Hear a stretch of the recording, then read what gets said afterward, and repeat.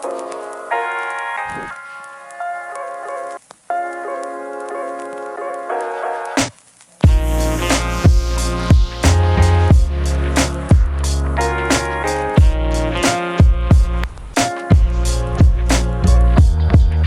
up YouTube? Chilling downtown today, enjoying this total lack of sunshine. Today, we're talking about what I consider to be the most important aspect of filmmaking. And if you've seen any of my other videos, you probably know I'm gonna say it's story.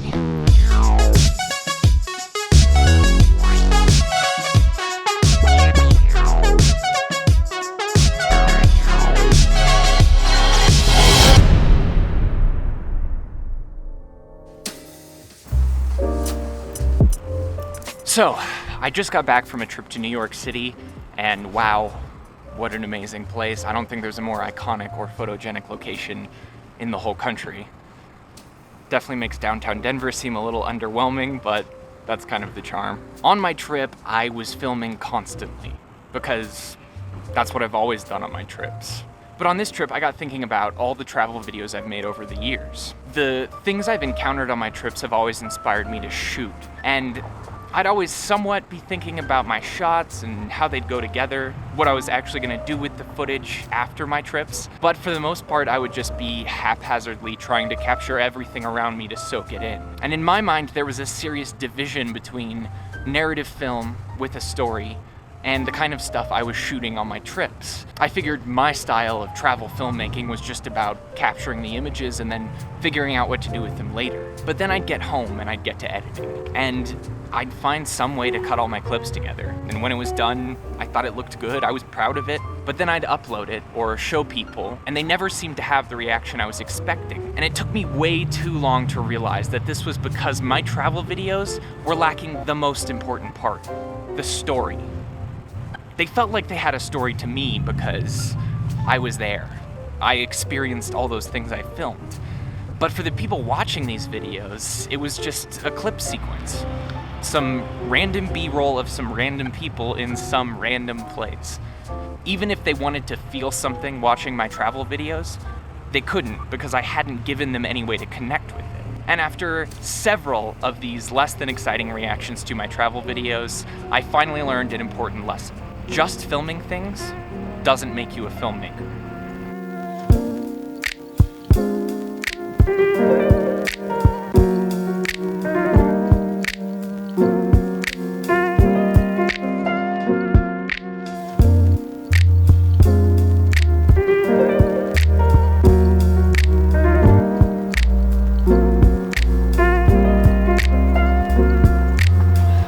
Story is everything.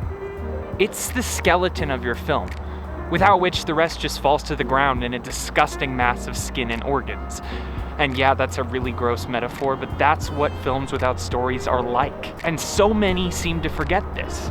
Not just in the YouTube world where anyone can upload any kind of video, but in professional film as well. I've seen so many films, from student short films to big budget blockbusters, all for whom which the story seems to be kind of an afterthought. And I think it's really easy to get distracted by the whole filmmaking process and everything that entails, and start to forget the reason why you want to make films.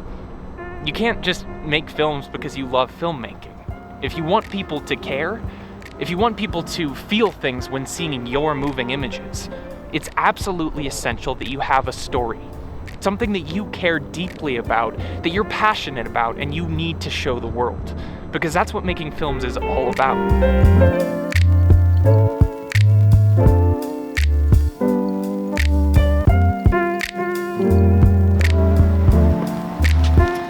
I think a lot of people who want to make films have the wrong intent going into it. They're after the money or the recognition, or they just dive right into the mechanics and aesthetic of it, because those are the exciting things. Those are the things you notice right away about a film.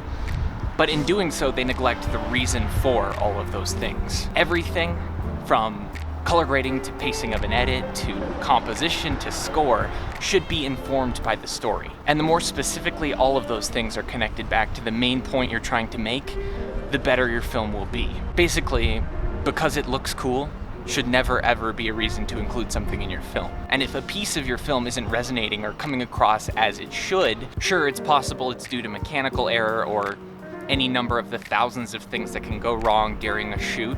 But if you know what you're doing mechanics-wise, it's more likely that that part isn't resonating because it's too general. Every single thing that appears on screen should have a specific reason for being there. Every color, every line of dialogue, every prop, every costume, every lighting choice, composition. I could go on and on.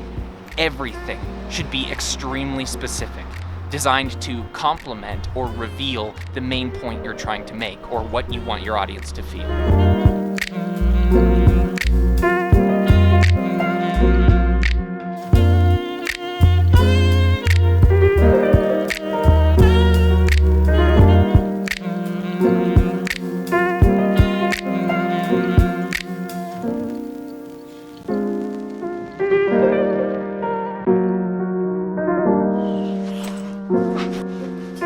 So, next time you have an idea for a video you want to make, whether it be narrative film, music video, vlog, whatever type of video you can imagine, make sure you have at least one strong theme or concept, a big idea, and make sure it's something that you care about deeply, something that's worthy of all the time you're going to spend on crafting it so that other people can understand. Spend as much time as you can thinking through your big idea, because like I said, it's the foundation. If it's weak, everything you build on top of it isn't gonna hold up in the end.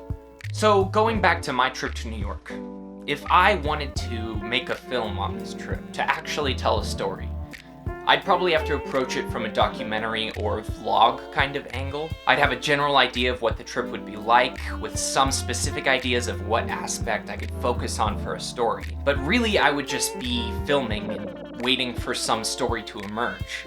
And then once something piques my interest, I would go down that path and try to craft the story while shooting. But I didn't do that. Because to be honest with you, that's not my style of filmmaking. I find it so frustrating trying to craft a story while shooting. There's already so many other things to worry about just with making sure you're getting good footage. And with that style of filmmaking, you end up having to make a lot of compromises. You end up having to sensationalize things that aren't that interesting and use footage that you never would normally use, but you have to because that one thing happened in that one moment. And ultimately, you end up having to craft your story in post, which in my opinion just produces shitty content, or as some people like to call it, reality TV. Oh my god, I'm gonna cry, my God, Minnie. You don't have to tell a story every single time you pick up the camera. Sometimes it's really fun to just shoot and see what you get, and know that it's not something you're making to really engage other people, it's just for you, and for the people who shared those memories with you. Shooting video on my trips is what connects me to the places. It's how I explore. And to that end, I'm not gonna stop making my travel montage videos just because they don't really have a story and no one really watches them, because I love making them. There's filmmaking as an art, filmmaking as a business, and filmmaking as a hobby. And you don't have to limit yourself to just one of those things. When you're passionate about shooting video, sometimes you just have to pacify your itchy trigger finger and shoot some stuff. Get it out of the way. And then when it comes to actually shooting your film, make sure you spend as much time as possible crafting every aspect before you pick up your camera. So yeah, if you don't want to see my New York travel montage, just don't click that link in the description below. But I did get some pretty cool footage, so I hope you'll check it out. Thanks so much for watching. If you liked this video, please throw me a like, subscribe if you haven't already, and I'd love to hear your thoughts on this. Do you feel that pressure to give your moving pictures meaning? Let me know in the comments below, and keep an eye out for my next video. I'm Killian, and I'll see you next time.